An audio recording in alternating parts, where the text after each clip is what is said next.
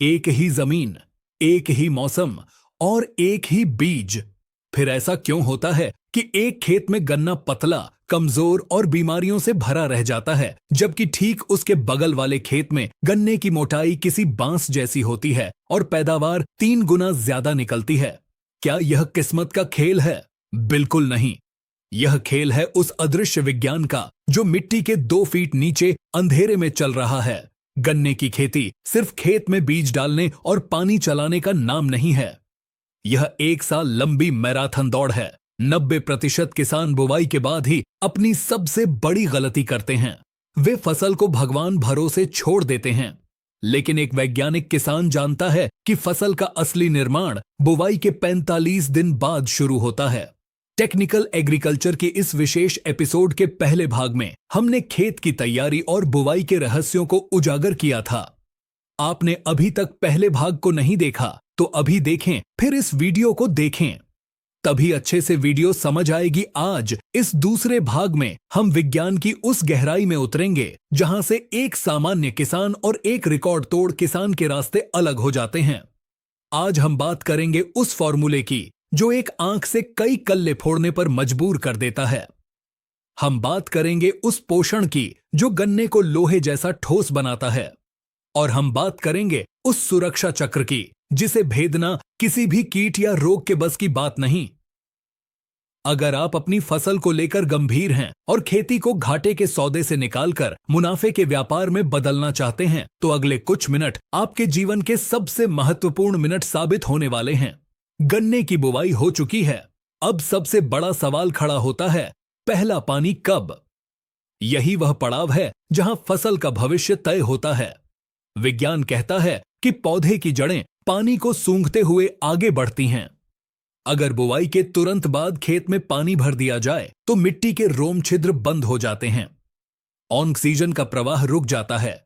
जड़ों को पानी सतह पर ही मिल जाता है, इसलिए वे गहराई में जाने की मेहनत ही नहीं करती। परिणाम यह होता है कि फसल की नींव कमजोर रह जाती है। जरा सी तेज हवा चलते ही गन्ना गिर जाता है। इसलिए धैर्य रखना जरूरी है। जब तक गन्ने का जमाव 80 से 90% तक न हो जाए, तब तक भारी सिंचाई से बचना चाहिए। अगर खेत में नमी कम है तो बहुत हल्की सिंचाई करें। हमें पौधे को थोड़ा प्यासा रखना है ताकि उसकी जड़ें पानी की तलाश में पाताल तक जाएं। जितनी गहरी जड़ें होंगी, पौधा उतना ही ज्यादा पोषक तत्व जमीन से उठा पाएगा। 30 से 35 दिन की अवस्था पर एक प्रक्रिया अनिवार्य है जिसे अंधी गुड़ाई कहा जाता है। चाहे खेत में खरपतवार हो या न हो, कल्टीवेटर या कुदाल से मिट्टी को हिलाना जरूरी है। यह प्रक्रिया मिट्टी के फेफड़े खोल देती है। जड़ों को सांस लेने के लिए ताजी हवा मिलती है और सूर्य की रोशनी जमीन के अंदर तक पहुंचती है। यह एक छोटी सी मेहनत उत्पादन में 15% तक की वृद्धि कर सकती है। फसल अब 60 दिन की हो चुकी है। अब शुरू होता है गन्ने के जीवन का सबसे महत्वपूर्ण चरण, टिलरिंग यानी कल्ले। हर किसान का सपना होता है कि एक आंख से 10 से 15 मोटे गन्ने बने, लेकिन प्रकृति का नियम कुछ और है। गन्ने का मुख्य पौधा, जिसे मदर शूट कहते हैं, वह एक तानाशाह की तरह व्यवहार करता है। वह जमीन से मिलने वाली सारी ताकत खुद ले लेता है और साइड से निकलने वाले कल्लों को दबा देता है। इसे विज्ञान की भाषा में एपिकल डोमिनेंस कहते हैं। अगर बम्पर पैदावार चाहिए तो इस तानाशाही को खत्म करना होगा। मदर शूट की बढ़त को कुछ समय के लिए रोकना होगा ताकि साइड के कल्ले बाहर आ सकें। इसके लिए एक विशेष रासायनिक स्प्रे तैयार किया जाता है। इसे नोट करें। यह स्प्रे बुवाई के 55 से 60 दिन के बीच ही करना है। 1 एकड़ खेत के लिए 150 लीटर पानी में 4 तत्वों का मिश्रण बनाना होगा। पहला तत्व है इथेरेल। इसकी मात्रा लेनी है 100 मिलीलीटर। इथेरेल पौधे में इथाइलिन गैस बनाता है जो मदर शूट की लंबाई रोककर नीचे से नए कल्ले फोड़ने का सिग्नल देती है। दूसरा तत्व है NPK 19-19-19। इसकी मात्रा होगी 1 किलोग्राम। यह पौधे को तुरंत नाइट्रोजन, फास्फोरस और पोटाश उपलब्ध कराएगा। तीसरा तत्व है समुद्री शैवाल का अर्क यानी सीवीड एक्सट्रैक्ट। इसकी मात्रा 500 मिलीलीटर। यह सूक्ष्म पोषक तत्वों की कमी को पूरा करता है। चौथा तत्व है चिलेटेड जिंक, मात्रा 100 ग्राम। जिंक पौधे में ऑक्सिन हार्मोन बनाता है जो बढ़वार के लिए जिम्मेदार है। इस घोल का स्प्रे करने के 1 हफ्ते के अंदर खेत का नक्शा बदल जाता है। मिट्टी फटती है और स्वस्थ मोटे कल्ले बाहर निकलते हैं। यह वह तकनीक है जिसे अपनाकर प्रगतिशील किसान 100 टन प्रति एकड़ का उत्पादन लेते हैं। मार्च और अप्रैल का महीना आते ही तापमान बढ़ने लगता है। यही वह समय है जब गन्ने का सबसे बड़ा दुश्मन कंसुआ या अर्ली शूट बोरर हमला करता है। यह कीट तने के अंदर घुसकर फसल के मुख्य भाग को काट देता है। खेत में जगह जगह सूखे हुए पौधे यानी डेड हार्ट दिखाई देने लगते हैं। अगर इस समय सही कदम न उठाया गया तो पैदावार आधी रह सकती है। बाजार में सैकड़ों दवाइयां उपलब्ध हैं, लेकिन विज्ञान के अनुसार सबसे कारगर रसायन है क्लोरेंट्रनिलिप्रोल। इसे कोराजन या फर्टेरा के नाम से जाना जाता है, लेकिन इसका प्रयोग करने का तरीका ही इसकी सफलता तय करता है। अधिकतर किसान इसे यूरिया में मिलाकर खेत में बिखेर देते हैं। यह तरीका पूरी तरह गलत है।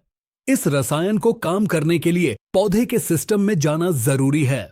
सही विधि है ड्रेंचिंग। 1 एकड़ के लिए 150 मिलीलीटर दवा को 400 लीटर पानी में घोलना चाहिए। स्प्रे पंप की नोजल का ढक्कन हटाकर एक मोटी धार बनाकर पौधे की जड़ों के पास डालना चाहिए। दवा डालने के 24 घंटे के अंदर खेत में पानी लगाना अनिवार्य है।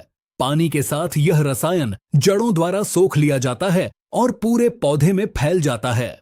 अब यह पौधा अगले 90 दिनों के लिए जहरीला हो चुका है।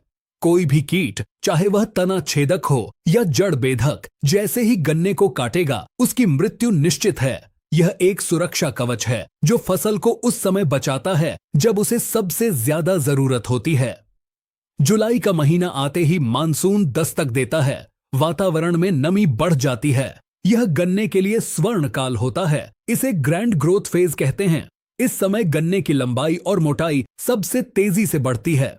गन्ना एक दिन में 2 से 3 सेंटीमीटर तक बढ़ सकता है। इस समय पौधे की भूख 10 गुना बढ़ जाती है। लेकिन किसान यहां एक बड़ी गलती करते हैं। वे सिर्फ यूरिया डालते रहते हैं। गन्ना एक C4 पौधा है। इसे भोजन बनाने के लिए सूर्य की रोशनी की अत्यधिक आवश्यकता होती है। पत्तियां जितनी हरी और चौड़ी होंगी, प्रकाश संश्लेषण उतना ही तेज होगा। और पत्तियों को गहरा हरा रंग देने वाला तत्व नाइट्रोजन नहीं बल्कि मैग्नीशियम है। क्लोरोफिल के अणु के केंद्र में मैग्नीशियम होता है। बरसात शुरू होते ही प्रति एकड़ 10 से 15 किलोग्राम मैग्नीशियम सल्फेट जड़ों में देना चाहिए। इससे पत्तियों का आकार बढ़ता है और वे ज्यादा भोजन बनाती हैं। इसके साथ ही गन्ने की मोटाई और वजन बढ़ाने के लिए कैल्शियम की भूमिका सबसे अहम होती है। कैल्शियम गन्ने की कोशिकाओं की दीवार को मजबूत बनाता है। जिस गन्ने में कैल्शियम की कमी होती है उसकी पोरियां छोटी रह जाती हैं और वह अंदर से खोखला हो सकता है। अगस्त के महीने में 15 से 20 किलोग्राम कैल्शियम नाइट्रेट प्रति एकड़ के हिसाब से प्रयोग करना चाहिए। इसके साथ 1 किलोग्राम बोरॉन मिलाना सोने पर सुहागा होता है।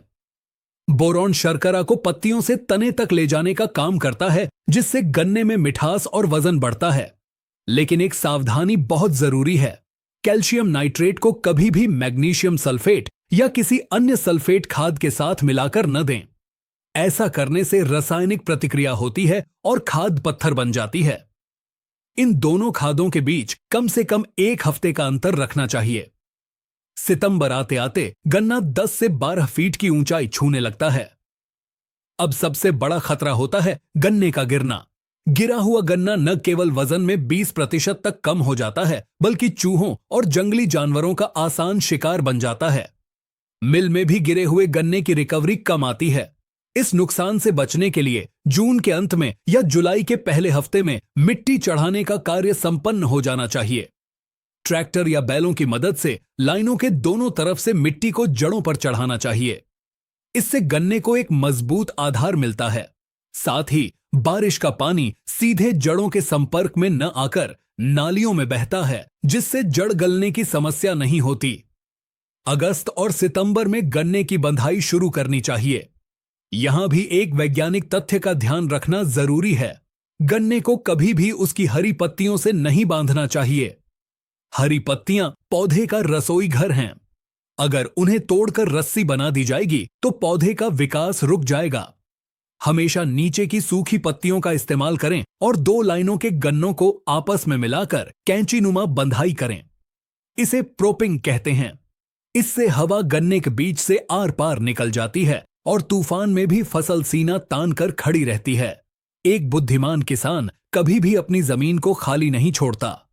अगर गन्ने की बुवाई ट्रेंच विधि से यानी 4 फीट की दूरी पर की गई है तो बीच की खाली जगह एक अवसर है। शुरुआती 90 दिनों में जब गन्ना छोटा होता है, इस खाली जगह में दलहनी फसलें जैसे मूंग, उड़द या लोबियां लगाई जा सकती हैं। दलहनी फसलें लगाने का दोहरा लाभ है। एक तरफ किसान को अतिरिक्त आमदनी होती है, दूसरी तरफ ये फसलें वातावरण से नाइट्रोजन खींचकर अपनी जड़ों में जमा करती हैं। जब इन फसलों की कटाई होती है तो जमीन में जमा नाइट्रोजन गन्ने को मुफ्त में मिलती है। यह रासायनिक यूरिया पर निर्भरता कम करने का सबसे प्राकृतिक तरीका है। सब्जी उत्पादन करने वाले किसान इस जगह में खीरा, तरबूज या भिंडी भी लगा सकते हैं। लेकिन ध्यान रहे, गन्ने के साथ कभी भी ऐसी फसल न लगाएं जो गन्ने से ज्यादा ऊंची हो जाए, जैसे ज्वार, बाजरा या मक्का। ये फसलें गन्ने की धूप रोक लेती हैं, जिससे मुख्य फसल कमजोर पड़ जाती है। 12 महीने की तपस्या के बाद अब समय आता है फसल की कटाई का। लेकिन कटाई का तरीका ही यह तय करता है कि अगले साल की फसल यानी पेड़ी गन्ना कैसा होगा। मजदूर अक्सर गन्ने को जमीन से 4 से 6 इंच ऊपर से काटते हैं। यह एक बहुत बड़ी गलती है। जमीन के ऊपर बचे हुए ठूंठ में फंगस लगने का खतरा रहता है। जो नई फूटन आती है वह जमीन के ऊपर से आती है, जिससे जड़ें कमजोर रह जाती हैं। वैज्ञानिक तरीका यह है कि गन्ने को बिल्कुल जमीन की सतह से सटाकर या संभव हो तो जमीन के 1 इंच नीचे से काटा जाए। इससे जो नए कल्ले फूटते हैं वे सीधे मुख्य जड़ तंत्र से जुड़े होते हैं। ऐसी पेड़ी फसल में कल्ले ज्यादा निकलते हैं और वह गिरती नहीं है। कटाई के बाद खेत में बची हुई यह इतना शक्तिशाली जैविक खाद है कि अगली फसल में डीएपी और यूरिया की मात्रा आधी की जा सकती है। साथ ही यह मल्चिंग खरपतवार को उगने से रोकती है और मिट्टी में नमी बनाए रखती है। खेती कोई जुआ नहीं है और न ही यह सिर्फ पसीना बहाने का काम है। खेती शुद्ध विज्ञान है। जब एक किसान बीज के स्वभाव को, मिट्टी की जरूरत को और मौसम के मिजाज को समझ लेता है तो वह केवल फसल नहीं उगाता, वह सोना उगाता है।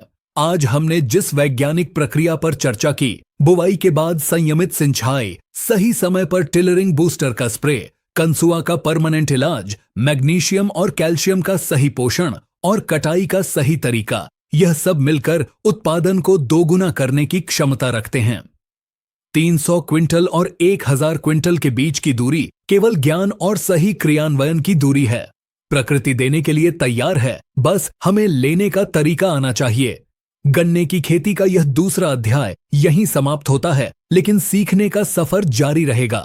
अगले अध्याय में चर्चा होगी पेड़ी गन्ने के प्रबंधन और नई तकनीकों पर। तब तक अपने खेत में वैज्ञानिक सोच का बीज बोते रहें। जय जवान, जय किसान।